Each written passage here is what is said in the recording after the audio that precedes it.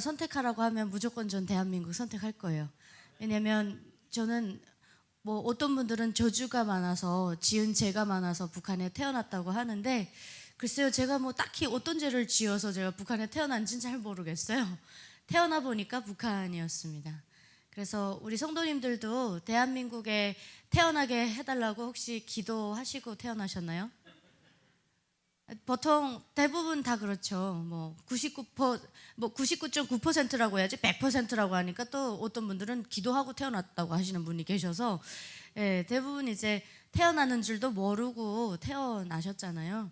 근데 저에게 만약에 하나님께서 다음 기회에는 유나야 네가 이번에는 북한에 태어났으니까 기회를 줄게 그래서 선택하라 그러면 저는 늘 농담식으로 또 진담 반 농담 반 이렇게 하는 얘기가 있는데 대한민국에서 이왕이면 정주영 회장 딸로 태어나게 해주십시오 이렇게 하겠다고 제가 이건 회장 아니면 정주영 회장 딸로 태어나게 해달라 이렇게 하겠다고 했는데 why not?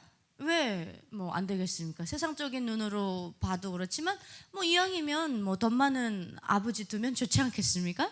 그러면 제가 또 하나님 나라를 위해서 쓸 수도 있고 제가 그렇게 이제 농담으로 얘기를 하는데 저도 이제 태어나 보니까 북한이었고 여러분들께서 하나님 찾으실 때 저는 김일성, 김정일을 목청 높여서 그것도 여러분들처럼 이렇게 뜨뜻미지근하게 찾지 않았습니다. 혁명적으로 찾았어요. 그래서 저는 대한민국에 와보니까 오히려 사이비 종교 집단인 저 북한의 주체 사이비 종교 집단으로 지금 11번째로 국제사회에 올라갔거든요. 저 2단입니다. 그래서 북한 주민들을 세뇌 교육 플러스 우상화 교육 플러스 신격화 교육 플러스 종교화 시켜놓은 것이에요. 그러다 보니까 여러분들보다 그 김부자를 여러분들 하나님께 이렇게 찬양 올려드리고 예배드리잖아요. 이런 그 자세는 거기서는 뭐 진짜 상상도 못할 정도로 경건합니다. 일단 그 연구실 안으로 토요일마다 그들은 이제 예배 드리는 거예요. 그래서 이제 토요일마다 그 연구실에다 불러놓고 이제 그 벽면 전체가 다 김씨 일가에 관련된 신격화 교육의 현장이죠. 이 안에 들어올 땐 무조건 흰 양말을 신어야 됩니다. 그래서 들어올 때 신발 벗으면서 양말 갈아 신고 몸에 있는 먼지를 다 털어야 됩니다. 다 털고 이제 들어와서 굉장히 정숙한 자세로 앉아서 몸에 흐트러짐이 없이 그렇게 이제 책을 딱 펼쳐놓고 메모할 준비 딱 하고 그러고 이제 앉아 있어야 되거든요. 근데 여러분들 우리 하나님 만날 때 그렇게 하시나요? 우리 하나님 얼마나 좋으신 하나님인가 보세요. 그렇죠? 진짜 진리의 하나님, 진리의 왕은 우리에게 어떻게 오셨어요? 작은 곳 어디 그런 마국간의 구유에 나시고 진짜 왕 중의 왕이신 예수님은 정작 본인의 입으로 왕이라고 하신 적도 없으시고 그렇죠? 그 진정한 왕으로 오셔서 진정한 왕으로 우리에게 보여주셨잖아요. 그런데 진짜 왕이 아닌 사람은 어떻게 할까요? 누가 인정을 안 하니까 자기가 자꾸 왕이라고 해야 되는 거예요. 북한의 김일성, 김정일 그런 신격화를 쭉 보면 지금 생각해봐도 굉장히 극악무도합니다. 사람의 정신을 흐트러뜨리고 그들의 뇌를 장악하고 그래서 이들의 심장 박동까지도 컨트롤하고 싶어 해요. 그래서 여러분들이 CCM 찬양을 하시고 막 하시잖아요.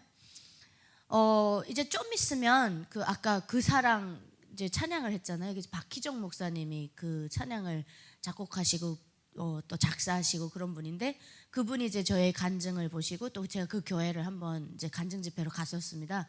그때 목사님이 제 간증에 은혜를 받으시고 제 이제 노래를 만들어 주셨어요. 이제 조만간 녹음합니다, 여러분. 그래서 이제 탈북민 아마 최초가 되지 않을까요? 이제 CCM이 나옵니다. 정윤아판. 그래서 여러분들이 가사에는 제가 동참을 했거든요. 그래서 제 가사를 보시면서 또 그 CCM이 나오면 많은 은혜 받으시길 바랍니다. 저는 이제 북한에서 김부자 찬양하는데 제 모든 달란트를 다 사용하던 사람이에요. 그래서 저는 사실은 여러분들 보시기에 제가 예체능에 강할 것 같습니까? 아니면 어떤 뭐 문과나 이과 쪽으로 강할 것 같은가요? 예체능에 강할 것 같나요? 그건 아주 저를 날라리로 보시는 겁니다. 사실은 저는 원래 이과예요. 왜요? 그렇게 안 생겼나요? 그렇습니까? 그렇다고 해서 문과에서 또 뒤지진 않아요. 왜? 어릴 때부터 김부자 관련된 이런 신격화 교육에 필요한 교육들을 다 외우다 보니까 어쩔 수 없이 또 그런 그 말하자면 어떤 그 분야에서 좀 이렇게 능력이 나왔어요. 그러니까 후차적으로. 근데 저는 태어나기를 원래는 이제 막 수학 좋아하고 기하 좋아하고 물리, 생물, 화학 이런 걸 좋아해서 어릴 때부터 굉장히 그런 걸 좋아하는 아이였는데 어머니가 후천적으로 저한테 바이올린을 가르치시면서 이제 이렇게 예능적으로도 영역이 확장된 거죠. 근데 지금 생각해 보면 우리 하나님 날 준비시키셨구나. 여러분들이 이제 나중에 들어보시겠지만 제 목소리가 운방울 굴러가는 목소리입니다. 말할 때는 이렇게 조금 뭐 한국말로 표현하니까 북한에서는 이걸 쌕쌕거린다 그러는데 한국에서는 허스키하다 뭐 이렇게 발음을 하더라고요. 왜 이렇게 조선 사람들이 이렇게 영어를 많이 합니까? 한국에 와가지고 외래어 적응할 때 저 정말 힘들었어요. 영어를 배웠는데도 불구하고 콩글리시가 있어가지고 굉장히 좀 그 적응하는데 어려움을 많이 겪었댔는데 어쨌든 북한에선 외래어를 사용 못하게 하거든요. 그러다 보니까 마음대로 뭐 이렇게 말을 줄이거나 요즘 아이들 말 많이 줄이죠. 이런 것들도 반역에 해당됩니다. 그러다 보니까 평양 문화어, 고유어를 우리가 손을 댈 수 없거든요. 그러니까 그런 식으로 지금 말 줄이는 거 보면 세종대왕님이 정말 야 내가 그러라고 만든 게 아닌데 그러실 정도로 지금 줄이잖아요. 못 알아듣는 말 정말 많으시죠. 그래서 저도 막 그런 거 못 알아듣는 게 많은데 그러니까 여러분들 삶과 제 삶을 비교해 보면 태어나서부터 일단 달라요. 그래서 우리 아까 목사님께서 북한을 놓고 기도하려면 북한에 대한 그런 또 정보도 많이 알아야 되고 알아야 된다. 관심이 있어야 되거든요.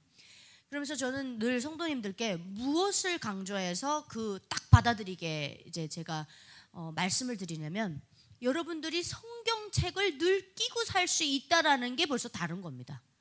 근데 여러분들이 성경책을 늘 끼고 사니까 성경의 말씀을 대하는 태도가 경건하지 못해요. 제가 볼 땐 그렇습니다. 그래서 성경을 막 아무데나 책꽂이에다 막 꽂아놓고 아무데나 가다 있으니까 말씀이 너무 당연화되어 있어요. 그러니까 그 말씀을 대하는 태도가 너무나도 당연하다고 생각하니까 말씀을 뭐 우리가 묵상하고 말씀을 대할 때 그 마음 자세가 북한 말로 말하면 굴러먹었어요. 북한에서 여러분 이 말씀 한 구절 때문에 총구 앞에 서야 됩니다. 하나님 한 번 찾았다라는 이유만으로 공개 총살당합니다. 그런데 여러분 너무나도 당연하니까 전 그래서 성도님들께 늘 강조하는 게 이겁니다. 성경책을 보면서 눈물이 나올 정도여야 된다. 그게 정상이어야 된다.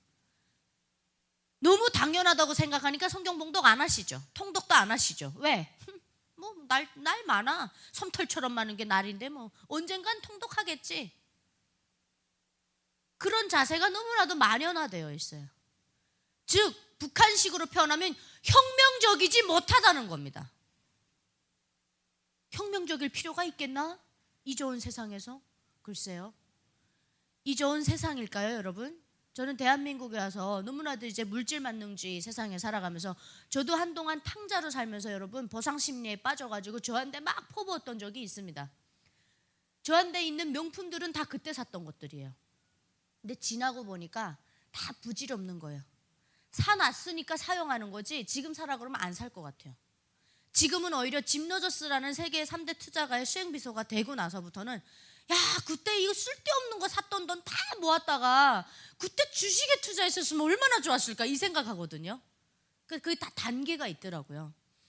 지금에 와서 보니까 야 이게 물질이 사람을 굉장히 망가뜨리는구나. 저도 망가져 봤거든요. 그래서 말씀드리는 겁니다. 그러니까 이걸 다 경험을 해보니까 결과적으로는 영원하고 나를 붙잡아주고 이 속이 허하잖아요. 우리는 맨날 왜? 비교의식 때문에. 대한민국에서 태어난 사람들이 아까 목사님 말씀해 주신 것처럼 상위 5% 들어간 부자 나라 태어났는데도 불구하고 자기네들이 제일 불행하다고 그래요.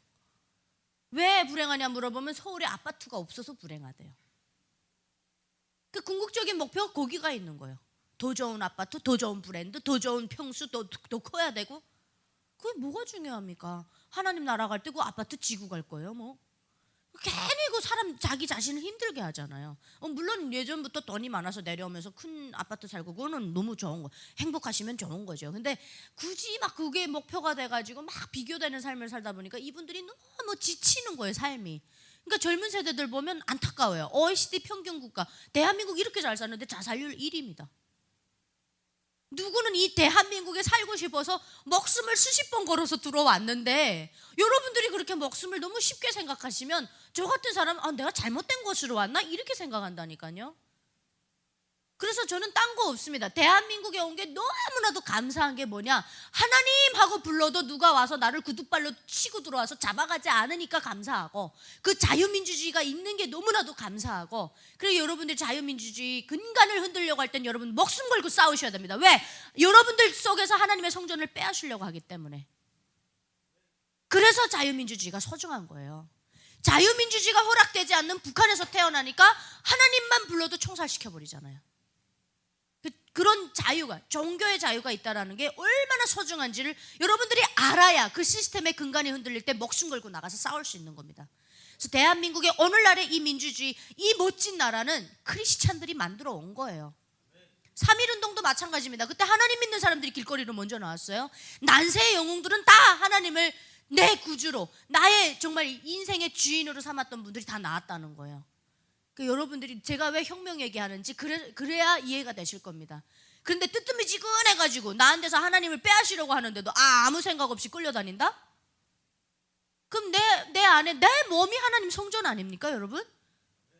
이거를 빼앗으려고 하면 여러분 뭐 목숨 걸고 하나님 나라 지키기 위해서 싸워야 된다는 것이죠. 그래서 우리 지금 대한민국이 5,100만이 넘는 인구 중에 교회에 출석하는 퍼센트가 20% 정도 나와요. 지금 현재는. 근데 여기 이제 중학교로 떨어지면 9%로 떨어집니다. 그래서 우리 목사님께서 전도를 강조하셨는데 지금 발등에 불 떨어진 상태예요. 다행히 지금은 대한민국을 위해서 100만이 새벽 기도는 한다고 저는 믿고 있거든요. 100만은 깨어 있을 거다. 그런데 내 믿음이 젊은 세대로까지 이어진다라는 보장이 없거든요. 그래서 우리가 지금 전도를 그야말로 혁명적으로 해야 될 때가 왔다. 그래서 지금 우리 시대적인 사명이 여러분 그렇게 가볍지 않습니다. 여러분들이 하나님 몸된 교회에 왔다 그래서 나만 뭐 구원받고 하나님 나라에 가면 그만이지. 히브리서 13장 3절 말씀에 보면 너희가 갇힌 것처럼 갇힌 자들을 생각하고 너희도 육체를 가졌은즉 고통받는 자들을 생각하라라고 하셨거든요. 그게 크리스찬의 삶이에요. 신앙생활을 하면서 크리스찬이라고 말만 하면서 희생이 없고 헌신이 없으면 그거는 그냥 겉만 번지르한 겁니다. 그래서 교회 다니는 사람들 놓고 세상 사람들이 뭐라 그래요? 그런 사람들 보고 나는 교회 안 가겠다 그러는 거예요. 우리가 선한 영향력을 끼치지 못하는 거예요. 부끄럽습니다. 가끔은 내가 하나님 얼굴에 이렇게 먹칠을 해도 되나? 왜 이 세상 사람들이, 교회 다니는 사람들이 더하더만 무슨 더 이기적이고 뭐 자기네들 저기만 하고 막 이런 얘기 할 때면 저희 가슴에 그냥 화살이 콱콱 박히거든요, 여러분. 그래서 나라도 잘 살아야 되겠다 이런 생각 많이 합니다. 우리가 정말 잘 살아야 돼요, 여러분. 정말 우리가 선한 영향력을 많이 끼쳐야 그게 전도입니다. 전도라고 해서 막 꽁무니 따라가면서 너 나랑 같이 하나님한테 한번 가보지 않을래? 이게 아니라는 거야. 저 사람 너무 정말 훌륭한데 저 사람 왜 저렇게 훌륭한가 봤더니 하나님 믿는 사람이래. 이렇게 돼야 되는데 하나님 믿는 사람들의 행동이 너무나도 부족하니까 우리 하나님 왜 욕먹어야 됩니까? 우리 주님이 왜 욕먹어야 됩니까? 그런 마음. 그냥 다른 거 없어요. 내가 세상 속으로 밖으로 나갔을 때 우리 주님, 우리 하나님 얼굴에 목칠하지 말자. 그것만으로 살아도 여러분 욕은 안 먹어요. 그런 그 주인의 의식으로 살아야 된다라는 것이죠. 그래서 저는 여러분들께 그 출발선상에서부터 여러분들이 얼마나 하나님의 축복을, 은혜를 그냥 그저 마구잡이로 받으셨는지 좀 여러분들께 보여드릴게요. 그래서 여러분들이 오늘 이 기점을 통해서 다시는 내가 대한민국에서 부족함이 많았고 이거 채워주세요 저거 채워주세요가 아니라 하나님 감사합니다. 이 감사함에 막 이 찬양이 흘러나오고 감사함에 이게 막 흘러나올 수 있는 그런 성도님들 되시라고 제가 좀 이제 보여드릴 텐데요. PPT를 준비를 했어요. 그래서 여러분들이 왜냐면 학교 과정에서 북한을 안 배우시기 때문에 북한의 체계에 대해서 사실 잘 모르시더라고요. 그래서 제가 원래는 PPT 없이 간증을 시작하다가 이제 조금 여러분들께 쉽게 보여드릴 수 있는 건 좀 준비를 해야 되겠다. 그래서 제가 이제 준비를 하거든요. 그래서 이제 방송실에서 좀 띄워주시면 보여드릴게요. 일단 대한민국에서 여러분들 태어나실 때 저는 이제 북한에서 태어났다 이렇게 말씀을 드렸는데 저는 태어나 보니까 아버지가 이 대한민국을 불바다로 만들겠다고 하면서 이 실전과 같은 훈련을 매일과 같이 반복하시는 그런 북한의 스키 경보여단이라고 있어요. 이게 특수부대의 한 여단인데 북한의 이제 특수부대가 딱 그러니까 여단제로 되어 있거든요. 편제가. 그래서 무슨 어디 여단 이렇게 하고 뭐 폭풍군단 뭐 이런 얘기 들어보셨죠? 그럼 폭풍군단 안에 독립여단들이 있는 거예요. 그럼 그 여단 안에 스키 경보여단이 있는데 스키 경보여단은 하나밖에 없어요. 그래서 이 스키 경보여단이 한 10,000명 좀 안 되게 이렇게 있는데 이들이 하는 게 뭐예요? 말 자체로 스키 경보여단이니까 스키 타는 훈련을 많이 하는 부대예요. 그래서 스키를 타고 어느 지점까지 내려와서는 산악자전거, 눈이 녹으면 산악자전거를 바꿔 타고 대한민국을 이제 난파되는 사람들이에요. 그러니까 직접적으로 대한민국의 군홧발을 들여놓는 사람들이라는 거죠. 그래서 이런 훈련을 하는 그런 특수부대에 여단 참모장을 하셨고, 어머니는 우체국이라고 하는 북한에서 최신서라고 합니다. 최신서에 교환수를 하셨어요. 그래서 이런 두 부모님 밑에서 제가 막내 딸로 태어났어요. 위에는 오빠 하나 있고. 그래서 언우입니다. 저희는 남매로 태어났는데 오빠가 저보다 2살 많았고 제가 이제 막내로 태어났죠. 그렇게 해서 이제 태어나서 보니까 아버지는 늘 이렇게 장군님을 위해서 자기 몸을 초계와 같이 바치겠다고 하는 그런 아주 그 뼛속까지 세뇌되어 있는 장군님의 전사였어요. 충직한 전사. 예, 진짜 지금 당장이라도 김정일이라고, 그때 당시 김정일 위원장식인데 죽으라고 하면 우리 아버지는 죽겠더라고요. 그래갖고 이제 엄마 쪽은 대대손손 교육자 집안입니다. 그러니까 이쪽은 완전 또 인테리 집안이에요.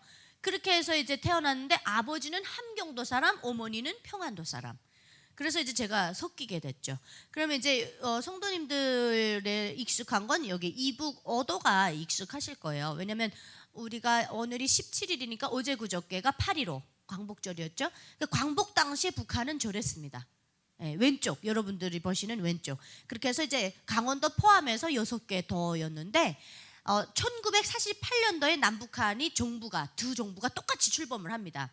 그때 이제 대한민국은 정말 하나님 성경 말씀 위에 기도를 하고 출발한 정부입니다.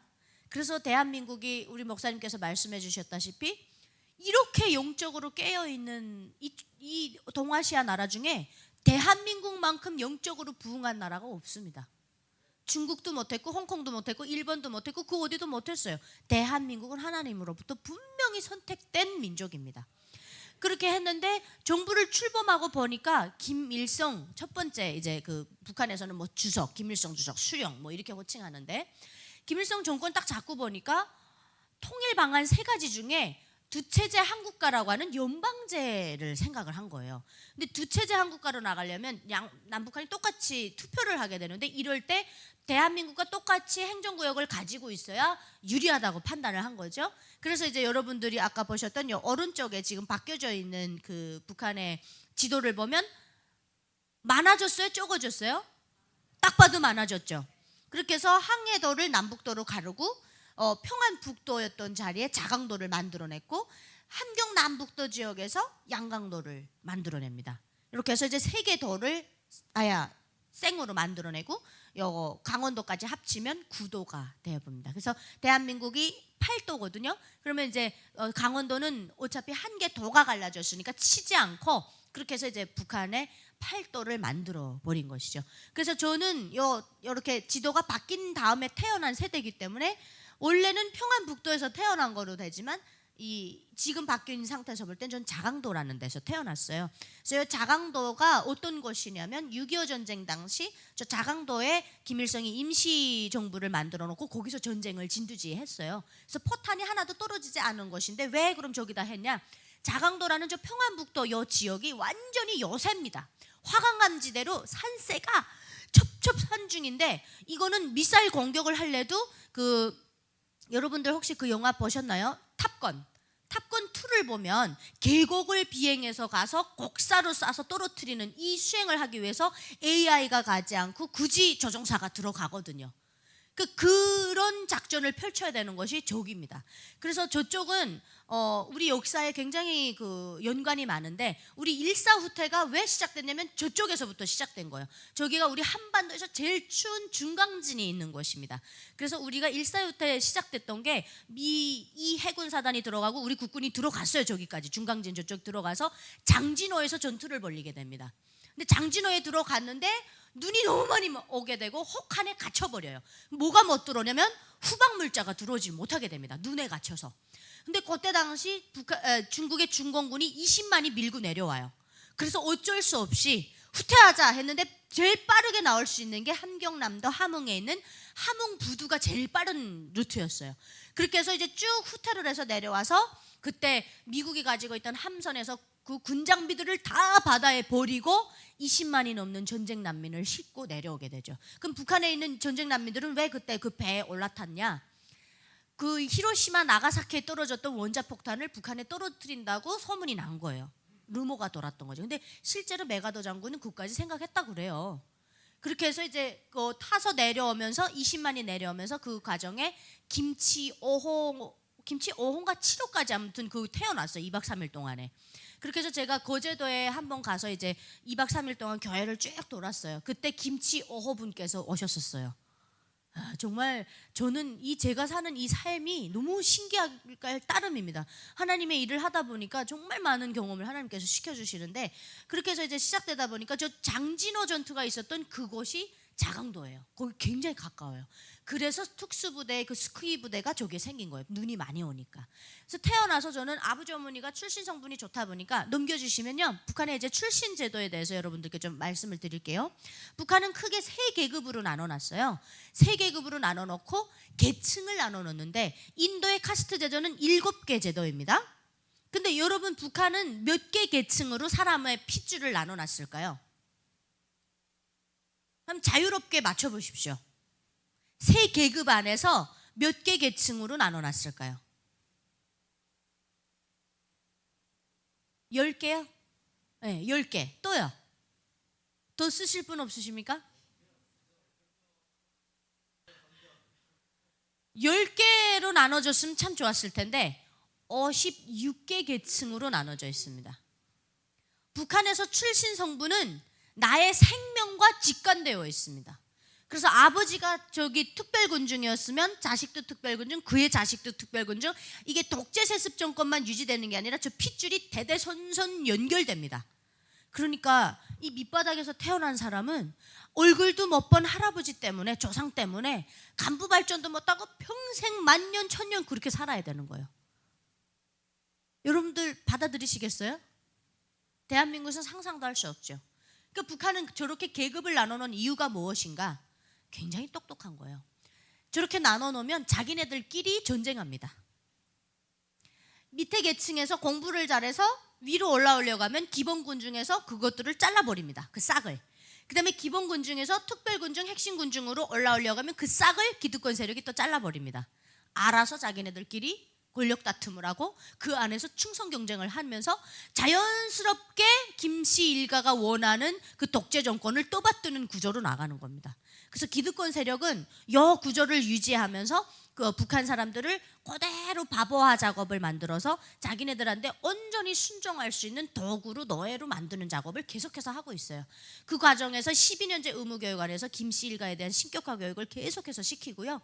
집에 돌아와서 TV를 틀면 TV 안에서도 계속해서 김부자 찬양이 흘러나옵니다.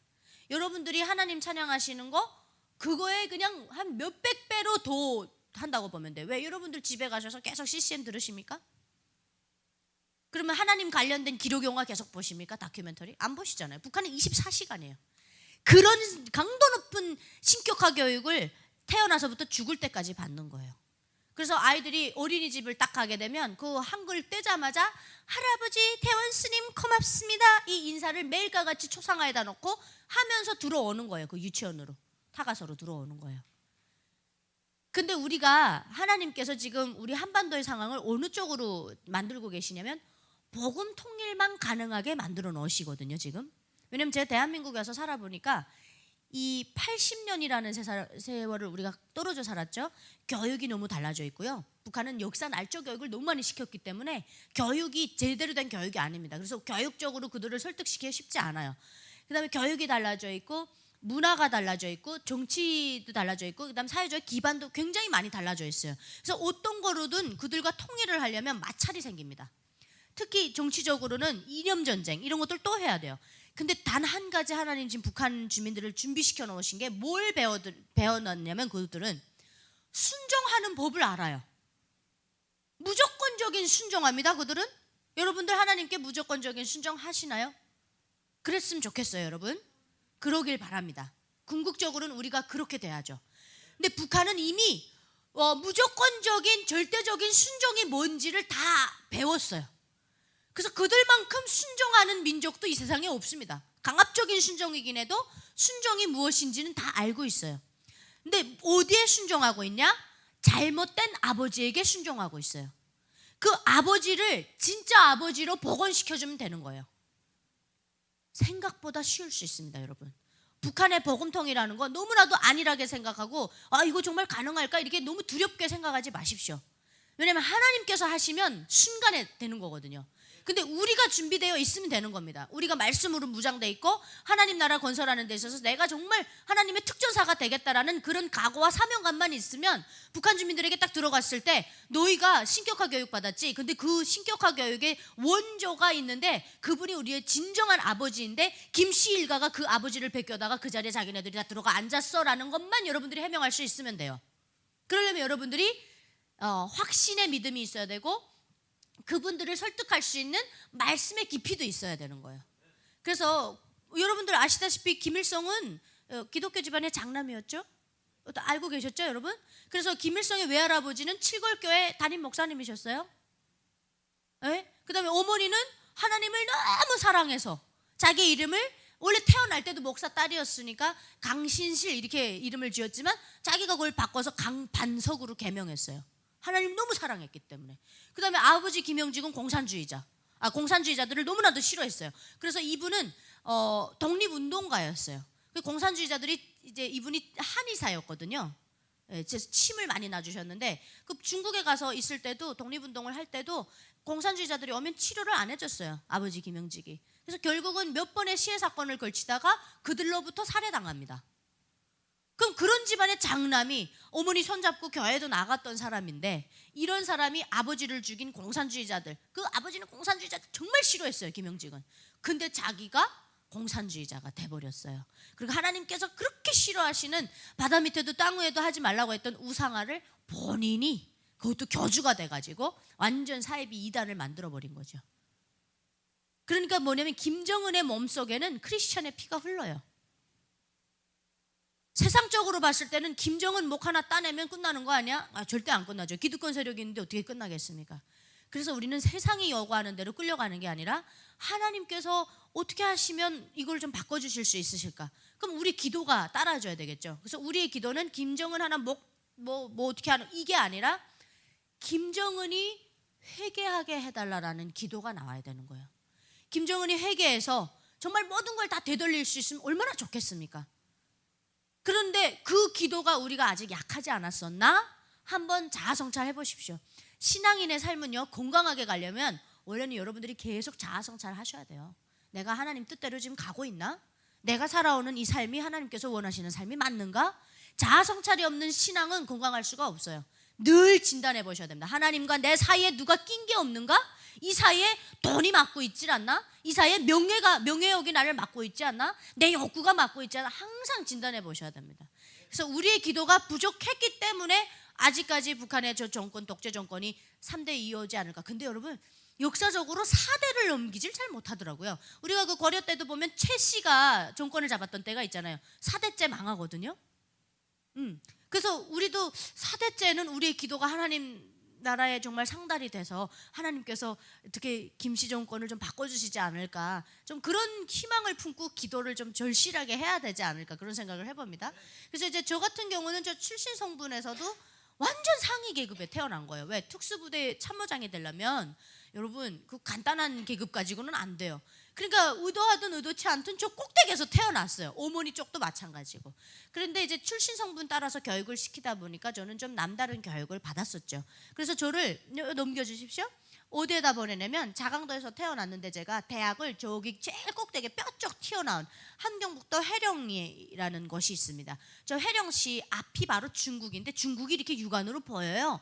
그래서 두만강이 국경 연선입니다. 그럼 두만강 옆에 제가 간 대학이 있었어요. 그 대학 이름이 김정숙 교원대학입니다. 김정숙은 누굴까요? 그렇죠. 김일성의 부인이죠. 근데 김정숙까지도 그 12년제 의무교육 안에 들어가 보면 불여불굴의 혁명투사 김정숙 어머님 혁명활동 교과목이 딱 있습니다.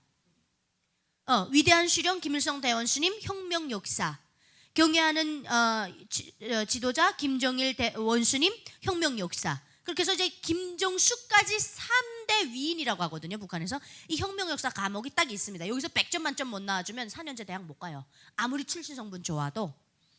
그게 수학, 영어, 뭐 국어보다 100점 만점 나와야 돼요. 이거 못 나오면 대학 못 들어갑니다. 특히 김시일가의 이름이 붙여진 대학은 출신 성분이 기본적으로 따라줘야 되고 이자 그 과목에서 100점 만점 나와줘야 돼요.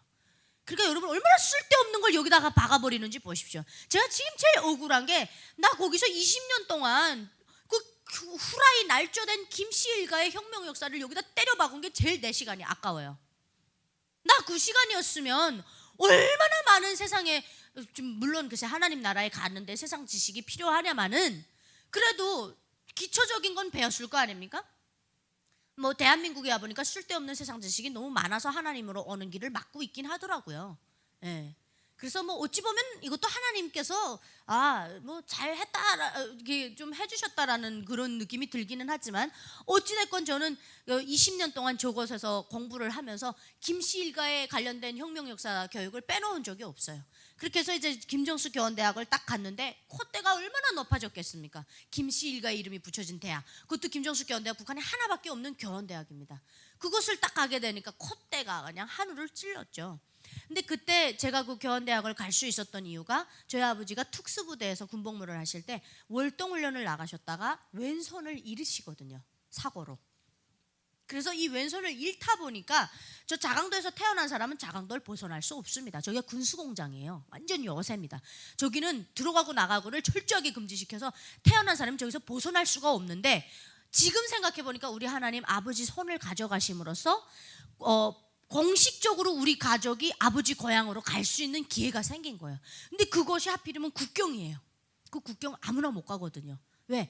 탈북할 위험이 있기 때문에 절대 안 보냅니다. 근데 아버지 고향이 회령이니까 저희 아버지가 계속해서 그것도 권력이 있는 사람이었으니까 얘기를 해서 난 고향으로 가서 부모님 모셔야 된다 이러면서 이제 저희가 3개월에 걸쳐서 이사를 하게 되거든요.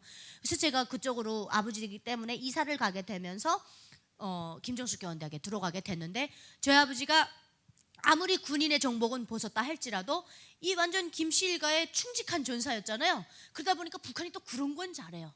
우리나라도 그런 걸 좀 해줬으면 좋겠는 게 뭐가 있냐면, 이 군사 쪽으로 있잖아요. 이런 쪽으로 좀 이렇게 명예를 얻을 수 있도록 사회적인 기반이 미국처럼 군인이 지나가면 Thanks for your service, 이런 마음의 자세를 좀 국민들이 가졌으면 좋겠어요.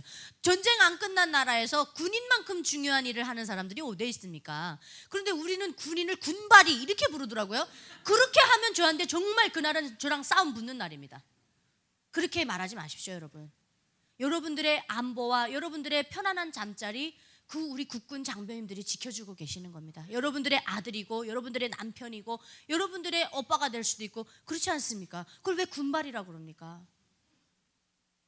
정말 가슴 아파요. 그분들 보시면, 여러분, 저는요 제 자랑이 아니라 제가 밥 먹으러 갔는데 군인들이 앉아서 밥 먹는다 그럼 저는 몰래 싹 가서 계산합니다. 부사관 장교 월급이 정말 박봉이에요. 그분들이 부사관들끼리 또 결혼을 해서 아이도 엄청 많이 낳아요. 그분들 정말 애국하는 분들입니다. 그래서 그분들이 식사하면 전 몰래 가서 계산합니다. 그리고 아무렇지 않게 싹 빠져나와요. 그러면 그분들은 누가 계산한지 모르겠죠. 하지만 저는 그렇게 합니다. 너무 감사해서. 그래서 우리 국민들이 항상 이 국가의 안보를 지켜주시는 그런 분들에 대해서는 감사함을 가지고 있어야 돼요. 언제 군발이 같은, 저에서 젊은 애들 저한테 군발이 했다가 한국 친구 저한테 한번 깍대기 벗은 적이 있어요. 네, 전 복입니다. 그대로 그냥 면박 줘버려요. 저는 또 MBTI가 대문자 T라고 하더라고요. 그 한국 친구가 해줬는데 10번 해도 다 대문자 T로 나와요. 그래서 그 농담으로 못 받아들입니다. 저는 헬조선 이런 얘기하면 너 나와, 누나랑 같이 위에 잠깐 갔다 오자. 어디다 대고 대한민국의 헬조선이라고 막 그러면서 저는 애들 막 혼내거든요. 중학교 중2 애들 막 이런 애들. 고마워, 너네들 때문에 김정은이 뭐 쳐들어 들어온다더라. 그러니까 그건 고마운데 너네 아주 어디다 대고 사춘기, 야 대한민국이니까 사춘기 하는 거야 이러면서 제가 막 혼내거든요. 북한에서 사춘기 했다가는 갈비뼈 부러지지 않을 만큼 맞고 집에서 쫓겨납니다. 대한민국에 오니까 사춘기 때 뭐 가출한다고 그러대요. 가출하면 북한의 어머니 아버지들은 눈 하나 깜짝 안 해요. 나가라. 나가는데 들어올 땐 절대 네 맘대로 못 들어올 거야. 부모의 그 권위적인 부모, 그게 무슨 옛날처럼 막 때리라는 게 아니라, 부모도 여러분 성경책 안에도 600가지가 넘는 율법이 있습니다. 가족도 마찬가지예요. 율법까지는 못해도 집안에 룰은 있어야 돼요. 그거 깨져나가면 부부가 서로 존중이 없으면 아이들이 그걸 보고 배우는 거예요. 심지어 뭐 개들도 아버지는 완전 무시한다대요. 아빠가 소파에 앉으면 한대요. 내려가라고. 자기가 소파에 앉는데요. 여러분, 북한에서는요, 남편은 세대주라 그래요. 아직까지 남전여비 사상이. 그러니까 북한만큼은 하라는 게 아닙니다. 제가 자꾸 북한의 남자들의 삶을 얘기하니까 가끔 남자 성도님들이 눈빛이 반짝이기 시작해요. 그래서 제가 가시면 안 됩니다 이런 얘기를 하는데, 어찌됐건 이제 대한민국은 너무 좀 그런 게 있더라고요. 그래서 남편분들에게 잘하시라요. 네, 남자친구한테도 잘하고요. 어쨌든 그래서 대학을 갔는데 국경을 가다 보니까 제가 거기서 한류를 접하게 되는 거예요. 근데 저는 대학을 다닐 때 뭘 다녔냐면 음악과를 다녔어요. 그것도 북한은 대학도 내 마음대로 선택 못하고 전공도 제 마음대로 선택 못합니다. 국가가 그냥 매겨주면 매겨주는 거예요. 그래서 이제 들어가서 음악을 전공하게 됐는데, 어느 날 이 대학에 있는 친구가 저한테 접근을 해서 한국 드라마를 같이 보자 이렇게 제안을 하게 됩니다. 근데 저는 뼛속까지 빨갰잖아요. 그래서 동무 나 기다렸으니까 날래 보자 그랬을까요? 그 친구한테 막 욕을 했죠. 동무 말이야, 이거 아버지 장모님의 딸이 돼가지고 너 어디 굿따위 남조선 괴뢰도당들이 만들어놓은 쓰레기 같은 영상을 나보고 같이 보자 그래. 야, 동무 제정신이야? 우리 아버지 장모님께서는 지금 쪽잠과 제기밥을 드시면서 현지지도의 나라를 이어가고 계시는데 동무 그래가지고도 아버지 장모님 딸이라고 말할 수 있나? 그러면 딱 얘기를 한 거죠. 굉장히 혁명성이 높은 내미나였어요. 근데 이 친구가 이렇게 팔짱을 끼고, 북한도 이제 그 지역마다 사투리가 다 다르거든요. 근데 저는 이제 그러니까 평안도 사투리입니다. 그러니까 뭐 안녕하십니까, 뭐 만나서 반갑습니다 하는 그 표준어의 평양 말씨를 쓰는데, 함경도는 어쩌니, 아이니, 이 아시기, 막 이런 거 하죠. 그런데 이제 팔짱을 끼고 저렇게 쳐다보면서 보기 싫으면 보지 마 이러면 돼갔는데, 어머나, 니 뭐저리 알야? 니 지금 시기가 어느 때인데 장군님을 부르지니? 이렇게 얘기를 한 거예요. 근데 여러분, 북한에 김부자 동상이 몇 개가 있을 것 같습니까? 몇만 개? 4만 개 정도 됩니다. 대한민국의 십자가가 6만 개 정도 돼요. 그러니까 얼마나 많은 겁니까? 근데 그 사이즈 동상이 엄청 어마어마하거든요. 한 20m 돼요, 높이가. 그 만수대 언덕에 있는 그 김일성 이렇게 하고 있고 김정일 이렇게 하고 있는 그거는요, 이렇게 얼굴 확인 안 돼요, 이렇게 들어도. 근데 예를 들어서 여기다 새똥을 누가 이제 새가 날아가다 싸놨잖아요. 그럼 그들은 신이잖아요. 그러니까 이걸 보이게 닦으면 안 돼. 그래서 이런 흰 천을 딱 막을 설치합니다. 그 다음에 안에 들어가서 닦아요. 아무도 못 봅니다. 그 발도 맨날 가서 닦아야 돼요. 그 받치고 있는 덜도. 집안에 있는 초상화는 파리가 똥 싸놓을까봐 맨날 정성걸레 들고 닦아야 돼. 이민반장이 흰 장갑 딱 들고 들어와서 쫙 먼지 있으면 그건 충성심에 문제가 있는 거예요. 세상에나. 여러분, 하나님 이 정도로 사랑하십니까? 근데 우리는 우러나서 사랑하는 거예요. 거기는 뭐야? 총칼로 누르니까 하는 거예요, 어쩔 수 없이. 그래서 이 초상화는요, 부부방엔 못 모시게 되어 있습니다. 왜? 왜 그럴까요? 성스럽지 못한 거라는 거야. 그래서 골실에 딱 이렇게 모신다 그래요, 북한은. 근데 거기만 모십니까? 여기다가도. 나 김실가에 너에다 하고 여기다 초상화 달고 다니잖아요. 이거까지도. 그래서 이거 달려있는 상태로 이 사람이 죄를 지었잖아요. 그럼 이제 보안원들이 집으로 막 따고 들어오잖아요. 문 빵 차고 들어오면 이 사람 이렇게 여기 초상화가 모셔져 있는 상태에서 이 사람 구타 못하게 돼 있어요. 그러면 수행위원들이 왔을 때 야 모시라 이렇게 하면 모시라는 게 와서 그 초상화를 떼가지고 이런 정성함에다가 딱 넣으면 두 손으로 받쳐서 들고 옆으로 딱 나서면 그때서야 구타하고 꺾어서 데려가는 겁니다. 그 정도로 여러분들이 정말 북한이 어느 정도인지 너무 모르시는 거예요. 정말 이거 달려있는 상태에서 그 사람한테 손가락질하면 그 장군님한테 손가락질한 게 돼버려요. 또 그 정치적으로 걸려서 정치범으로 끌려갑니다. 정치범이 뭐 딴 건 줄 압니까 여러분? 2080 치약이 그때 북한에 많이 들어왔어요. 국경 넘어가지고 밀수로. 그래서 제가 대학 다닐 때 친구들이 2080 치약 쓰는 애들이 있었어요. 돈 많은 집 애들이. 근데 그걸 써보고 북한 치약 딱 쳐보니까 북한 치약은 이게 신기술이 도입돼서 한 3분의 1 나오면 나머지는 돌덩어리를 굳어버립니다. 공기와 접촉하면. 아무리 흔들었게 해도 얘가 돌덩어리니까 안 나오니까 야 우리나라는 이거 초보적인 치약도 제대로 못 만드니 요 한마디에 온 집안이 연자제가 있기 때문에 북한은 온 집안이 정치범으로 끌려갔습니다. 장군님식 사회주의 경제 시스템을 비판했다 이래가지고요. 근데 그걸 또 신고하는 사람은 어떻게 신고하냐? 여러분들 양옆에 있는 사람들이 북한은 다 적입니다. 둥도 내 거 아니에요. 내 편 아니에요 얘도. 그 정도로 수직 수평으로 감시합니다. 그래서 늘 감시해요. 그러니까 옆에 있는 내 가족도 믿지 못합니다. 북한은 그렇게 해서 일일 개개인을 다 모래알처럼 흩어뜨려 놓고 뭉치게 못하는 거예요. 흩어뜨려 놓고 이 하나하나가 장군님만을 바라보게 하는 거예요. 이 안에 세력이 형성되면 생각이 공유되고 자기의 세력을 전복할 수 있는 어떠한 세력이 나오기 때문에 그래서 북한은 3인 이상 모이면 신고 대상이에요. 일제강점 시기에도 그렇게 했습니다. 우리를 5인 이상 모이면 순사가 따라 붙었어요. 그러니까 그런 식이거든요. 북한은 그렇게 컨트롤을 그 강도 높은 이 모기장 같은 시스템으로 그들을 감시하고 있는데 이 애가 나한테 그렇게 얘기를 하면 얘는 뭐예요? 오늘까지 살고 싶으면 이렇게 하면 돼요. 그래서 제가 안 되겠다. 그거 외에도 뭐 북한 선전 문구들이 저녁에 깔려 있죠. 막 장군님 따라 천만리 가는 길 험난해도 웃으며 가자. 사회주의식 조선 뭐 이런 것만 쫙 깔려 있는데 제가 그래서 신고해야겠다 마음 먹었어요. 그래서 신고하려고 다음날 가방을 들고 학교를 가는데 가는 중간에 길 한복판에서 무슨 말이 딱 떠올랐냐면 우리 아버지가 한국 드라마는 절대 피를 나는 부모 형제도 볼 수 없는 거다라고 말씀을 하셨고 혹시라도 사고로 accidentally 보게 된다면 비판적인 시각으로 보라고 남조선 괴뢰도당들이 우리 공화국을 선전모략 압살하기 위해서 만들어 놓은 후라이 협잡 영상물이다 이렇게 가르쳐 주셨거든요. 그래서 제가 순간적으로 가만히 있어보자. 그럼 부모 형제도 같이 안 보는 건데 이동무 나보고 같이 보자고 했다라는 건 이동무가 나를 그냥 동무로 생각한다는 게 아니라 혁명 동지로 생각하는구나. 이렇게 갑자기 고마워진 거예요. 그렇게 해서 이제 학교를 도착해서 제가 그 친구 나오라 그러니까 얘가 나왔더라고요. 그래서 이제 물어봤어요. 가야금 전공하는 친구였어요. 야, 너 왜 나보고 같이 보자 그랬어? 그러니까 얘가 뭐라냐면 내 니한테 그 말로 못한다. 니 하나만 봐라. 하나만 보면 내 무슨 말 하고 싶은지 니 안다. 딱 그래요. 그래서 내가 그래? 그러면 우리 아버지가 하나는 봐도 된다. 근데 대신에 비판적인 시각으로 보라 했으니까 내가 가면 비판적인 시각으로 봐줄게. 그렇게 해서 내가 동맥의 썩어 빠진 정신 상태를 바꿔주고 갔어. 딱 그렇게 했어요. 그러니까 얘가 그래라 하더라고요. 그래서 가자. 그렇게 하고 이제 공부 끝나고 가네 집으로 가가지고 자동차 배터리 연결해가지고 이거 밖에 빛 안 나가게 등하간지 다 치고 왜냐면 한국 드라마는 목숨 걸고 봐야 되니까 그렇게 해서 이제 처음을 딱 보게 된 거죠. 근데 처음에 봤을 때 비판적인 시각으로 보겠다 했는데 제가 무엇인가를 보고 비판적일 수 없는 걸 봐버렸어요. 우리 감독 동지 한번 좀 PPT를 띄워서 네. 요 앞전에 원빈 오빠가 있고 송승헌 오빠가 있어요. 근데 제가 본 건 송승헌 오빠입니다. 여러분 송승헌 오빠 얼굴 아시죠? 그 승헌이 오빠 얼굴 보면 비판적일 수 있어요? 절대 안 되죠. 어떻게 그런 오빠 얼굴 보고 비판적일 수 있습니까? 우리 객관적으로 이제 저희 현실적으로 얘기하자고요.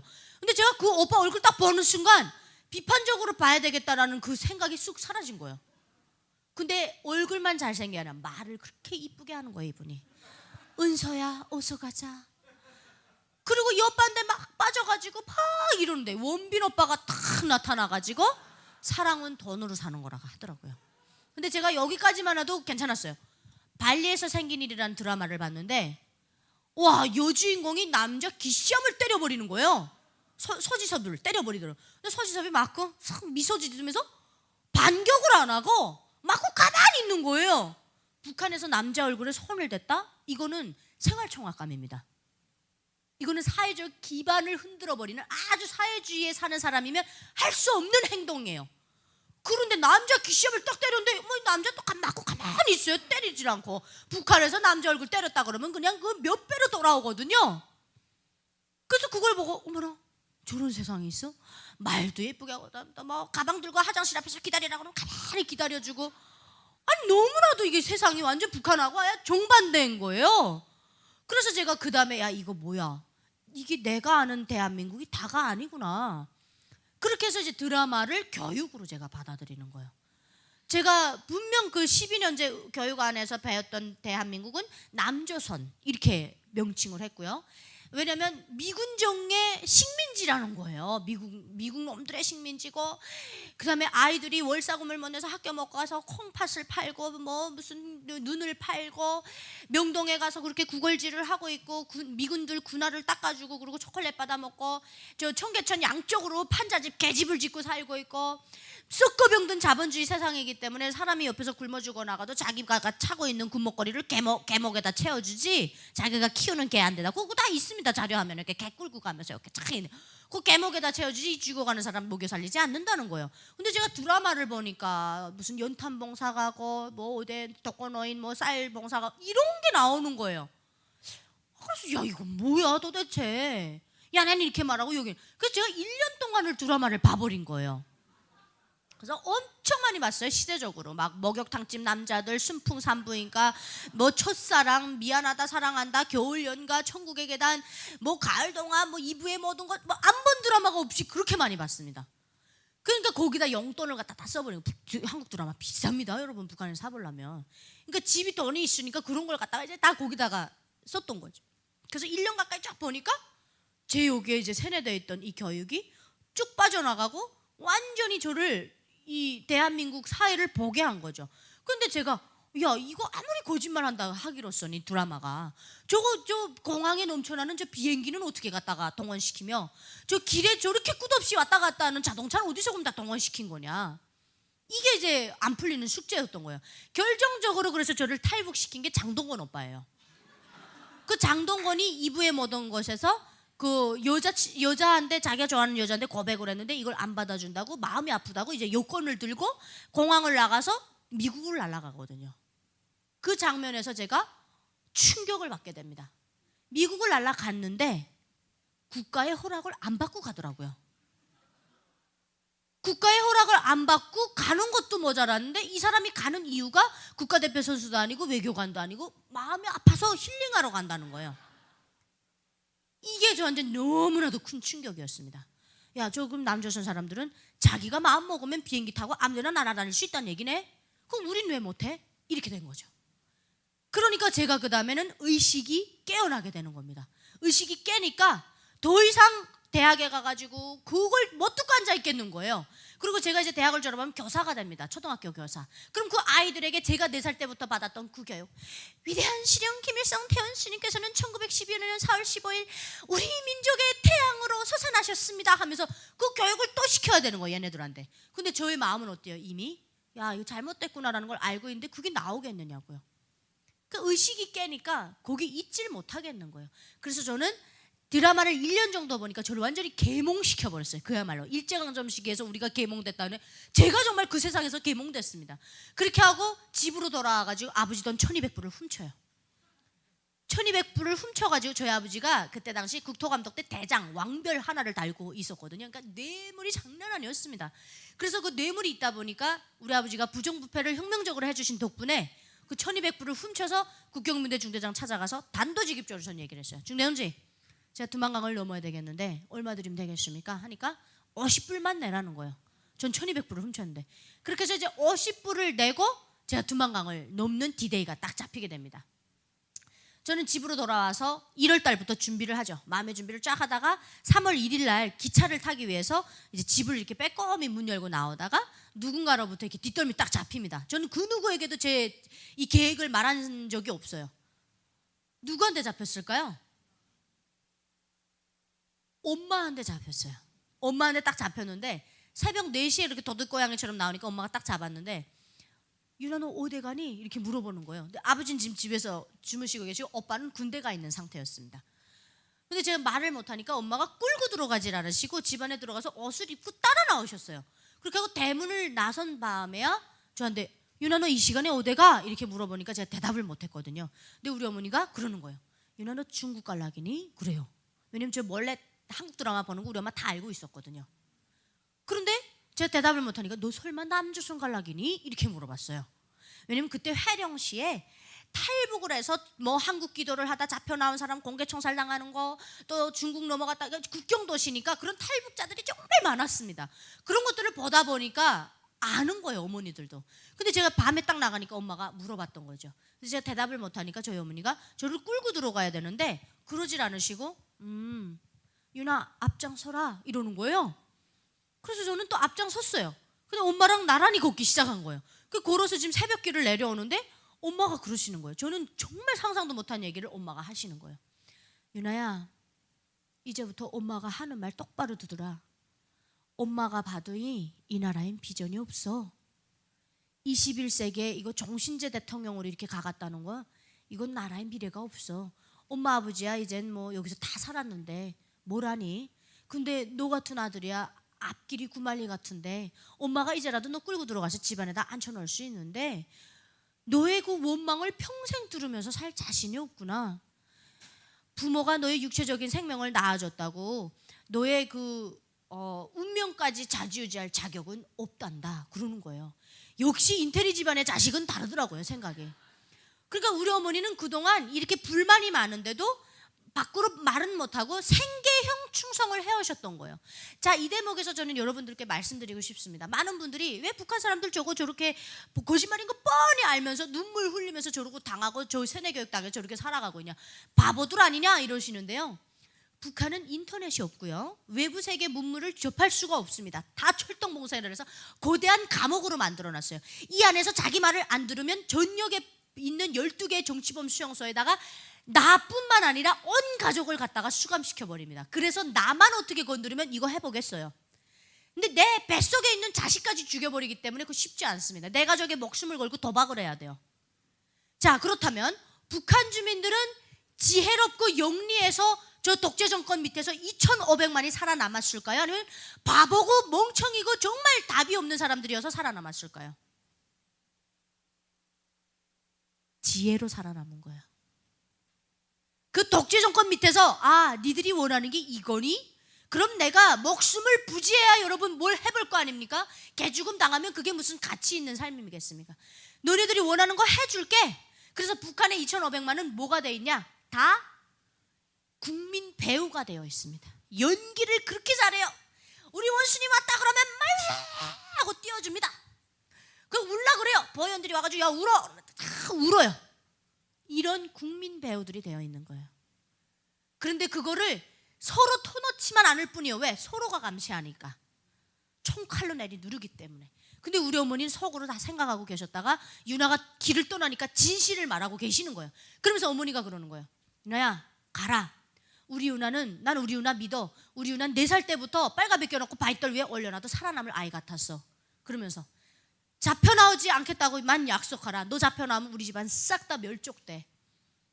그러면서 이제 이 말을 하면서 내려가는 거예요, 기차역으로. 그러면서 어머니가 그러더라고요. 유나야, 이제 역에 다 도착을 했어요. 기차에 올라가면 뒤돌아보지 말고 가라. 모험이 없는 인생의 변화란 없단다. 그러니까 올라가면 뒤돌아보지 말고 가라. 그러더라고요. 이제 기차역에 다 도착해서 제가 기차에 이렇게 올라타는데 어머니가 양옆을 딱 살피시더니 조용히 저한테 하신 말씀이 있어요. 신이 있으면 우리 유나 지켜주시겠지 그랬어요. 그래갖고 제가 이제 기차에 딱 올라갔는데 지금 생각해보면 이렇게 영화 장면 같죠? 근데 정작 당하면 여러분 그때는 아무 감정이 없고 그냥 가야 된다는 생각밖에 없어요. 막 여러분들 볼 때는 야 어떻게 엄마 아버지를 두고 저런 길을 떠날 수 있을까 싶은데 저도 모르겠어요, 여러분. 저도 어떤 감정으로 그렇게 됐는지. 기차에 올라가 딱 앉으면서 야 이제는 내가 살아서 볼 수 있는 어머니의 마지막 얼굴이 되겠다 싶어서 기차에 그 속내를 닦고 이렇게 내다보니까 어머니가 벌써 없어지신 거예요. 그래서 야 우리 어머니가 강하게 마음 먹으셨구나. 그리고 이제 앉아서 우리 엄마 얼굴 한번 봐야 되는데 그러고 있으면서 막 눈물 나오라는 걸 막 참아요. 기차에서 울면 안 됩니다. 용무원들이 와서 잡거든요. 그 탈북하는 사람들이 기차에서 많이 울기 때문에 울면 표적이 됩니다. 울지도 못하고 그러고 있는데 기차가 이제 덜컹 출발해서 역으로 이렇게 빠져나오다 보니까 우리가 들어왔던 그 개찰구 구석에 어머니는 안 보이는 줄 알았겠죠. 풀썩 주저앉아서 통곡을 하고 있는 어머니의 모습이 제 눈에 딱 들어옵니다. 그 내려오는 1시간 동안 저한테 눈물 한 방울 보이지 않으셨거든요. 정말 담대하셨거든요. 가라 그러면서 모험이 없는 인생의 변화는 없단다. 그러면서 우리 어머니가 저를 바래주신 거 아닙니까? 눈물 한 방울 안 보이셨던 분이 거기서 그러고 막 통곡을 하고 계시는데 걸을 힘도 없으셨겠죠. 주저앉아가지고 그러고 있는 그 형체가 제 눈에 딱 들어오는 거죠. 그래서 저는 뛰어내려야 되겠다. 내가 무슨 부귀영화를 누리겠다고 우리 엄마를 저렇게 사지에 몰아넣고 내가 이 길을 갈까. 벌떡 일어났어요. 딱 뛰어내리려고 하는데 어머니의 마지막 말이 딱 귀에 꽂히는 거예요. 기차에 올라가면 뒤돌아보지 말고 가라. 모험이 없는 인생의 변화란 없다. 그 말이 너무나도 딱 꽂히면서 내가 지금 뛰어내리면 다시는 자유를 향한 내 발걸음을 떼지 못하겠구나. 그렇게 해서 다시 주저앉게 됩니다. 그렇게 우리 어머니는 북한에 있을 때부터 하나님을 알았어요. 제주 국동방송을 몰래 우리 할아버지랑 친할아버지랑 들으셨다는 거예요. 그래서 황장열 선생님이 망명한 것까지 다 알고 계셨대요. 그런 것 때문에 어머니가 알고 있었던 거죠. 북한이 지금 국민들을 위한 그 정치를 하는 게 아니구나. 이걸 알고 있었던 거예요. 밖으로 표현만 안 하셨던 것 뿐입니다.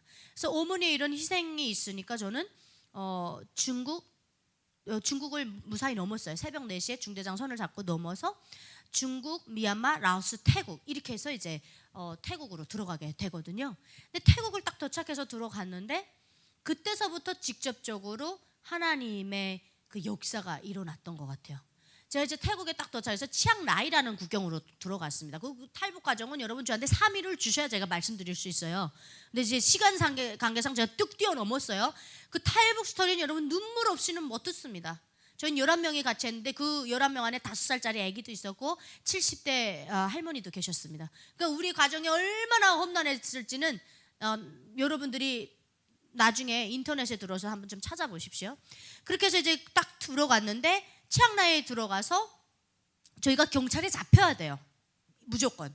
잡히면 저희를 지역 감옥으로 데려갔다가 난민 수용소로 넘기거든요. 그래서 잡혔는데 처음에 잡힌 경찰서에서 우리 11명을 길에다 버리고 두 번째 또 가서 잡혔는데 또 버렸어요. 그래서 이거 왜 자꾸 버리지? 그리고 이제 제가 두 번째 또 버릴 때 제가 영어로 물어봤어요. 왜 자꾸 이렇게 버리냐 하니까 답변이 딱 이렇게 말하더라고요. We don't work on Sunday. 이렇게 얘기를 했어요. 우리는 일요일 날 일하지 않는다. 근데 저는 그때 그 날이 주일날인지도 몰랐고 몇 월 며칠인지도 몰라요. 3주 동안을 무슨 생각으로 그 사개 국경을 넘는지를 모르기 때문에 근데 그 날이 딱 주일이었던 거예요. 그래서 계속 버렸던 거예요, 우리를. 그랬는데 버리니까 이 양에 이렇게 된 거 우리 방콕을 들어가자. 방콕에 가서 난민 수용소 본부로 가자. 그러면 우리가 지역 걸치지 않기 때문에 빨리 갈 수 있거든요, 한국으로. 그렇게 해서 이제 버스를 타고 가다가 3시간 들어와서 치앙마이에서 저희가 단속에 걸려서 싹 다 11명이 잡혔어요. 아무도 여권이 없었으니까. 그 잡혀서 감옥에 들어가서 3일 동안 우리가 도마뱀이랑 같이 자게 됩니다. 밥도 안 주더라고요, 우리를. 3일 동안 쫄쫄 굶기더라고요. 그래서 이제 쫄쫄 굶고 있는데 제가 딱 아이디어가 생겼죠. 제가 경찰을 불러가지고 얘기를 했어요. 내가 100불 줄 테니까 우리 좀 버려줄래? 그랬어요. 그러니까 너 100불 있냐? 그래서 제가 그 1200불 중에 남았던 돈들을 꼬깃꼬깃 이렇게 말아서 가방끈 안에 넣고 다 꼬매버렸었거든요. 이걸 땄어요. 따가지고 100불 하나 꺼내가지고 이렇게 딱 철창 속 안에서 이렇게 따라락 펼쳐서 보여줬죠. 그러니까 오케이 하더니 가서 자기보다 좀 높은 계급을 데려와서 100불 딱 보여주니까 그거 딱 받더라고요. 하고 이제 나오라는 거예요. 그리고 11명 싹 다 나와서 우리를 픽업 트럭에다 태워가지고 치앙마이 다운타운에 버려버립니다. 그리고 우리는 어디 숙소에 이제 들어가서 이렇게 숨어 있는데 저만 모토로라 그 유심칩을 사겠다고 나와서 돌아다니다가 어떤 식당을 발견하는데 거기가 코리아 하우스 이렇게 돼 있는 거예요. 그래서 그 안을 이렇게 가만히 들여다봤어요. 저 코리아가 북한일까 남한일까 저도 궁금하잖아요. 그래서 이렇게 가만히 들여다보니까 그때 드라마를 봤던 게 일을 하더라고요. 왜냐면 머리를 이렇게 싹 틀어 올려서 그 소라머리라고 그러죠. 이렇게 찝게 딱 집은 어떤 여성분이 청담동 그 사모님 헤어스타일을 하고 이렇게 음식을 서빙하고 계셨어요. 그래서 저는 저분은 무조건 남조선 사람이다. 그렇게 하고 들어갔더니 그분이 이제 깜짝 놀라죠. 어디서 왔냐고 물어봐요. 행색이 말이 아니었거든요. 메콩강을 막 오면서 얼굴 다 익어서 장난 아니었습니다. 그래서 어디 나라 사람이냐 그래서 조선에서 왔습니다 그랬어요. 그랬더니 조선이 어디예요? 그러는 거예요. 그래서 혹시 평양은 아십니까? 그러니까 탈북자예요! 막 이러는 거예요. 그래서 저는 그때 제가 탈북자라는 걸 그때 알았어요. 그러더니 지금 그러면 한국으로 가냐? 그러는 거예요. 그래서 아니요, 남조선으로 가고 있습니다. 그러니까요, 한국. 남조선. 그러니까 서로 모르는 거예요. 우리는 그렇게 배워서 한국이 뭔지 대한민국이 뭔지 모를 때예요. 근데 그분이 몇 명이냐 그래서 11명이다. 데리고 나오래요. 저는 그분을 믿을 수가 없어요. 남조선 괴뢰도당이기 때문에. 근데 이분은 그걸 알았어요. 지금 이 야가 나를 믿지 못해서 못 데리고 오는구나. 11명의 밥을 다 싸주셨어요. 그래서 그걸 들고 숙소로 가서 11명이 밥을 먹는데 이거 어디서 가져왔냐? 그래서 이런 분을 만났다 하니까 거기 어른들이 나가자 해가지고 싹 다 나왔어요. 나와서 그분들은 다 중국에 사시던 분들이니까 어느 정도 저보다는 깨어있는 분들이었죠. 그래서 만나서 사장님이랑 이렇게 얘기를 하니까 사장님이 방콕으로 그럼 들어가자 해서 우리를 버스 2개를 나눠서 태워서 보냅니다. 그래서 10시간 넘게 달려서 방콕에 딱 도착하니까 새벽 5시 40분이었나 그랬어요. 그래서 이고지고 전쟁 난민들처럼 그 거리를 이렇게 더 걸어가는데 저쪽 옆에서 어떤 분이 여러분 이쪽으로 넘어오세요 하는 거예요. 그래서 보니까 남조선 말씨를 사용해요. 그러니까 이제 우리 그 그룹에 있는 분이 저 새끼 남조선 아새끼다 딱 그러더라고요. 그래서 어떻게 아냐 하니까 얼굴에 개기름이 번지를 하잖니 딱 그래요. 그래서 그럼 우리 확신을 가지고 넘어갔어요. 넘어갔더니 이분이 오시느라고 고생 많으셨습니다. 저 따라오십시오 하는 거예요. 마치 이제 우리를 아는 것처럼 말씀하셨어요. 그래서 우린 뭐 모르고 그럼 따라가 보지 뭐 하고서 따라갔어요. 따라가 도착해 보니까 건물에 십자가가 뚝 박혀 있어요. 근데 저는 기독교 악마 교육을 북한에서 엄청나게 받았단 말이에요. 근데 드라마로 하나님의 존재는 알았어요. 그런데 하나님까지는 좋아요. 십자가도 괜찮아요. 이분이 딱 도착해서 뭐라냐면 여러분 정말 고생 많으셨어요. 제 소개를 드리겠습니다. 저는 선교사 신상태라고 합니다. 그 말에 심장이 뚝 떨어진 거예요. 왜? 저는 목사님도 이 김일성이 그 세계화 더불어에 보면 목사님의 도움을 받았다. 이래서 목사님도 괜찮아요. 단 하나 우리 교과서에 보면 미국 놈 그 선교사 놈이 들어와가지고 이 과수원에 다 썩어서 떨어진 사과를 주워 먹은 5살짜리 애를 통나무에다 꽁꽁 묶어놓고 청강수로 이렇게 애 이마에다 도적이라고 새기는 그 교육을 받았습니다. 그러니까 제가 목사님도 괜찮고 십자가도 괜찮은데 선교사 놈은 안 돼. 그걸 모르는 거예요. 직분에 대해서. 그러니까 이분이 그걸 알고 우리를 처음 만났을 때 선교사라는 얘기를 안 했던 거예요. 그 얘기를 들으면 북한 사람들이 도망가거든요. 선교사 놈이라고. 그래서 제가 그 말 듣고 오마이갓 나 무슨 완전 어디 소굴에 들어왔구나. 나 이제 여기 올라가면 장기도 뽑히고 싹 다 핏볼 빠 뽑히고 뭐 우리를 이렇게 거꾸로 매달아 놓고 이렇게 닭목 따듯이 여기다 탁 구워서 피를 쫙 받아낸대요. 그렇게 하고 이제 제가 제 눈 뜨고 제 피 빠져나가는 걸 다 본답니다. 우리가 교육을 그렇게 받았어요. 그러니까 제가 안 올라가려고 그랬는데 같이 오신 분들이 막 웃으면서 이 뭐저리야 야 그거 후라이다 하면서 괜찮다 올라오라고 그러는 거예요. 그래서 이제 따라 올라갔더니 정말 작은 교회였어요. 우리 요 2테이블 한 요 정도 될까요? 정말 작은 교회에 그렇게 탈북민들을 그 구출하는 사역을 하는 교회였는데 그 식당 사장님이 전화를 해놓았던 거죠. 그렇게 하니까 선교사님 거기 나와 있었던 거예요. 발걸음마다 하나님이 같이 하신 거예요. 이 안에서도 엄청난 다른 일들이 많습니다. 막 처서에 걸렸을 때 우박을 막 떨어뜨려 가지고 그 처서에 있는 사람들이 안 나왔어요. 우리 버스에 나왔으면 우리 또 잡혔겠죠. 여건이 없는데. 근데 야 그분이 우리를 보내고 나서 저는 그 드라마에서 봤던 하나님을 놓고 막 하나님도 아니에요. 하늘인 줄 알고 하늘님 제 목소리 좀 들어주십시오. 아멘도 없었어요. 그때는 제발 우리 버스 통과할 때 아까처럼 그 비를 그냥 그죠 막 폭포처럼 쏟아부으시고 좋기는 우박을 좀 때려 부으십시오. 근데 진짜 우박 떨어졌어요. 저희가 딱 통과하기 한 6, 7분 전부터 우박이 떨어졌거든요. 근데 우리 쫙 통과하니까 우박이 끊겼다 하더라고요. 그 우리 2버스가 다 통과했어요. 그러니까 이렇게 그 태국에 딱 도착하니까 정말 지금 생각해보면 하나님 다 보고 계셨던 거예요. 그렇게 하고 궁극적으로 다른 사람들 다 난민신청서 가요. 저희는 그 교회에 가가지고 성도님들이 주시는 돈으로 뭐 사 먹고 뭐 즐겁게 지내다가 한국으로 들어오게 되죠. 한국으로 딱 들어올 때 제가 이미 저는 기도하는 방법, 성경의 체험, 뭐 성경 통독 다 했던 상태입니다. 그렇게 해가지고 이제 국정원에 들어왔는데 제가 오기 전에 하나님께 기도했던 게 육체적인 그 생명에 부모님 필요할 것 같아요. 하나님, 나 우리 엄마 나 그렇게 보내주고 지금 제가 태국에서 전날에 듣기로는 우리 어머니가 노동교화용 5년형에 끌려갔대요. 저 때문에 자식 잘못 키운 죄로. 그다음에 우리 아버지는 보이부 감옥에 들어가서 정기고문, 물고문 다 받았다는 거예요.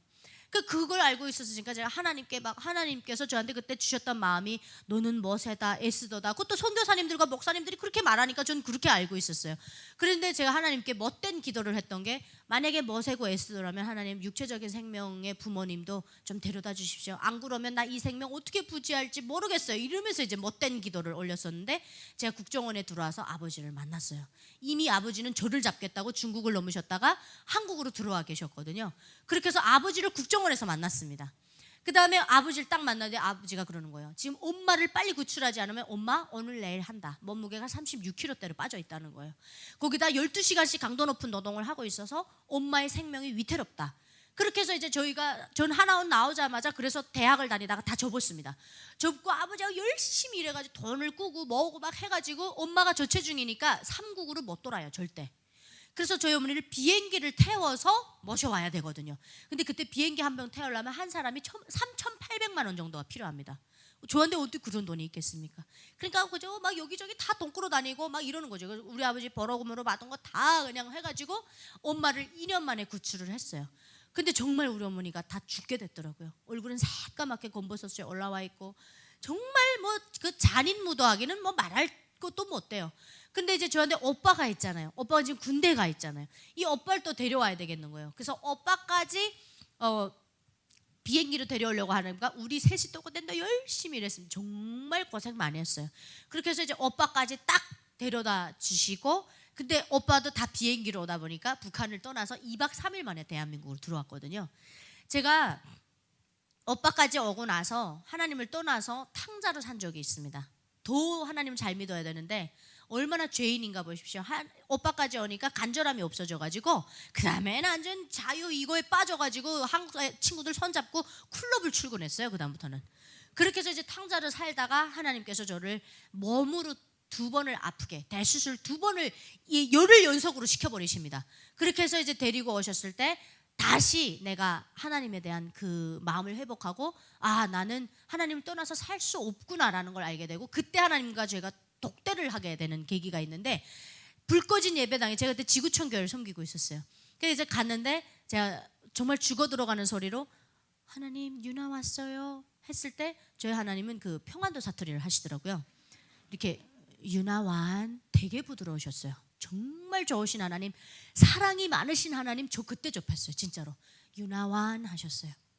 근데 그때 눈물이 팍 터진 거예요. 난 하나님 떠나 있었는데 하나님 날 아직도 이렇게 사랑하시네.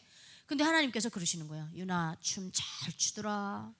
확인하시더라고요. 그 딱 진짜 독대할 때 확인하셔요. 근데 이제 클럽 다 다녔어? 이거 이제 받아내고 싶으신가 봐요. 다 다녔습니다. 그러니까 저는 그때도 하나님께 굉장히 해악질을 하고 막 행패질을 했었는데 하나님은 다 부드럽게 감싸 안으시는 거예요. 그러다가 이제 하나님께서 딱 돌변하셨어요. 근데 유나야, 너 그렇게 살면 안 돼. 너는 내가 선택해서 여기 왔다라는 거를 거기서 태국에서 다 그렇게 경험하고도 와서 잊고 살아가고 있네. 그 장마당 입구에서 4살, 5살짜리 애들 주먹만한 위도 못 채워서 그 음식 빌려다니고 구걸하는 아이들도 다 봤잖아. 굶어 죽어 나가는 아이들 봤잖아. 태어나자마자 탯줄 끊긴 상태로 강가에 버려지는 애들도 다 봤잖아. 그렇게 수많은 사람들이 아사당하는 것도 다 봤잖아. 지금 나보고 누군가를 선택해서 구출하라 그러면 너 아닐 것 같다. 근데 그 말이 너무나도 무서운 거예요. 내가 지금 누굴 선택하라 그러면 그 아이들이지 너 아니야. 그 말에 완전히 온몸이 두 조각이 나는 것 같이 공포스러움을 느꼈어요. 제가. 그러면서 그때 제가 하나님께 무릎을 꿇었던 것 같아요. 무릎을 딱 꿇고 하나님 죄송합니다. 이제부터 하나님 주시는 일만 할게요. 그게 거기에서 일어난 거예요. 그래서 저는 몇 시간 무릎 꿇고 있었는지 지금도 기억 안 나요. 근데 다리에 감각이 없어서 나중에는 다리 아파요 이러면서 또 울었었어요. 그 안에서 이제 막 진짜 그 야곱이 그 하나님의 천사와 이렇게 씨름하던 듯이 그렇게 저는 하나님과 씨름을 했던 것 같은데 결과적으로 하나님 저를 꺾어버리시더라고요. 제가 그래서 그때 위험한 기도를 하나님께 올려드렸어요. 우리 크리스찬들은 그걸 소원이라고 그러죠. 하나님 이제부터는 하나님 보니까 저를 탈북하실 때 살려주시고 태국에서도 살려주시고 한국에 와서도 목숨을 2번을 살려주셨더라고요. 제가 받았던 수술은 여러분들이 생각하는 그 수술 맞습니다. 수술 제때 받지 못하면 가는 거예요. 근데 그 수술을 첫 번째 수술을 통해서 2번째 발견하게 하시고 저를 살려주셨거든요. 그래서 그때 이제 하나님께 온전하게 무릎을 꿇고 하나님 주시는 사명 다 감당하겠습니다 해서 그때서부터 하나님 사역을 하게 됐고, 미국을 돌면서 미국에 있는 교포 우리 그 교인분들 다 깨우기 시작했고, 그 2년을 그렇게 가테말라까지 갔다 오면서 사역을 하고, 그 다음부터 대한민국에 있는 크리스천들을 깨우는 사역을 좀 점차적으로 해왔죠. 해오다가 하나님 막 세상 방송에 출연시키시고, 뭐 집노조 세장님 수행비서 만드시고, 그러니까 제 프레임을 막 만들어 주시더라고요. 그렇게 해서 이제 이왕이면 얼굴 알려진 에미나이가 가서 뭐라고 해야 우리 성도님들이 잘 들으시지 않겠나 그러셨는지, 어쨌든 저는 세상 강연하면서 먹고 살 줄 알았는데 궁극적으로 하나님 일을 시키시더라고요. 그래서 저는 온전하게 무릎을 꿇었을 때 그때 온전하게 다시 태어났고, 하나님만 똑바로 보겠습니다 하면서 제가 뚜벅뚜벅 걸어온 게 여기까지 오게 된 것이죠. 그래서 여러분들도 정말 주님께 모든 걸, 제가 어느 날 하나님께 한번 잠깐 따졌던 적이 있어요. 하나님, 저만 왜 사구 3개국으로 돌리시고 우리 가족들은 다 비행기 태우셨어요? 이렇게 하니까 하나님께서 착 이렇게 좀 제가 느끼기에는, 마음으로 느끼기에는 하나님이 싹 이렇게 미소 지으면서, 야, 주께 맡기면 그렇게 되는 거야. 왜냐면 제가 기도하고 가족이 왔거든요. 그러니까 주께 맡기면 그렇게 되는 거야 라는 마음을 주셔서 오늘 강연 주제를 제가 주께 맡기라 라고 됐던 거예요. 그러니까 부모님이 오셔서 육체적인 생명만 구원받은 게 아니라, 우리 부모님은 또, 저는 그 과정에서 우리 아빠 전도하기 정말 힘들었어요. 한 15년 걸린 것 같아요. 이제 우리 아빠 기도하는 모습 한번 보실래요, 여러분? 그 우리 아빠는 습관적으로 왼손이 이렇게 부끄럽다고 생각해서 이렇게 늘 감싸십니다, 오른손으로. 이걸 남한테 보여주면 혐오감을 느낄까봐. 근데 저는 아버지에게 말합니다. 그 손이 있어서 우리 가족이 탈북할 수 있었다고. 자랑스러운 손이고 우리를 하나님께로 이끌어준 손이니까 아버지 자랑스러워하라고. 그래서 지금은 우리 아버지가 이렇게, 우리 아버지 전도하기 정말 힘들었거든요. 여러분, 가족 구원이 하나님께 기도이신 분들은 잘 들으십시오. 정말 힘들었어요. 근데 결국은 제 기도가 하나님께 상달되더라고요. 한 방에 무너뜨리시는데 저희 아버지가 명언을 합니다. 지금도. 윤아야, 내가 북한에서 있었던 그 신념, 믿음, 이런 것들이 강압적으로 누군가에게 나에게 먹여진 거라면, 지금은 나는 내가 하나님께서 주셨다는 그 자유의지로 누군가를 온전하게 믿고 따르고 싶은 분이 생겼는데 그분이 하나님이신 것 같아. 그래서 제가 운전하고 오다가 차 세워놓고 펑펑 아빠를 끌어안고 울었던 적이 있어요. 지금은 저희 아버지가 조금 민폐가 되고 있습니다, 동네에서. 왜? 타고난 성악가세요. 목소리가 정말 좋습니다, 우리 목사님처럼. 그래서 우리 아버지가 뭘 하느냐, 집에서 이따만한 성경책 펼쳐놓고 그 앞에 이제 찬양, 제가 악보 뽑아다 드린 게 있거든요. 내 영혼이 은총 입어 중한제짐 벗고 보니 했는데 띵동띵동 하는 거예요. 밑에서 올라가지. 제발 좀 조용히 하세요. 그래서 우리 아버지가 방법을 찾은 게, 등산을 가서 산에서 부르자. 산에 가면 그렇게 그 산이 은혜롭습니다. 우리 아버지 찬양을 저기서부터 들려요. 여러분, 이렇게 행복한 삶이 어디에 있을까요? 우리 어머니는 알아서 크리스찬 되시더라고요. 지혜로운 분들은 다르더라고요. 윤아야, 인간의 완성은 하나님을 믿느냐 안 믿느냐 거기에서 정해지는 거야. 딱 이렇게 말하고. 여러분, 정말 대단합니다, 우리 엄마가. 그렇게 해서 이제 가족권 다 해주셨고, 딱 하나, 우리 오빠만 온전하게 꺾어드리면 돼요. 아직까지 인격적으로 주님 못 만난 것 같아요, 가만히 보니까. 그렇지만 거부하진 않습니다. 그것만 해도 정말 대단한 거예요. 그렇게 해서 우리 온 가족의 육체적인 생명뿐만 아니라 영원한 생명을 구원해 주신 우리 하나님을 열렬히 찬양하고 이 영광을 하나님께 돌려드리면서, 여기 우리 앉아 계시는 성도님들도 저를 통해서, 여러분, 탈북한 사람이 이렇게 신체 멀쩡하게 서 있는 것 자체가 하나님 살아서 역사하시는 증거입니다. 이 탈북은 해본 사람이 알거든요. 그래서 이 저를 통해서 여러분들의 첫사랑이 회복하시고 여러분들의 신앙생활이 즐겁고 행복하시고 감사하셨으면 좋겠어요. 그래서 온전하게 내 인생의 주인이 주님이 되시고 성령으로 이끌림 받는 그런 멋진 성도들의 삶을 사시다가 우리 또 하나님 나라 천국 가는 그날까지 그렇게 행복하게 평안하게 사시기를 간절히 축복하면서 제 간증 마무리하겠습니다. 들어주셔서 감사하고요. 여러분 사랑합니다. 고맙습니다.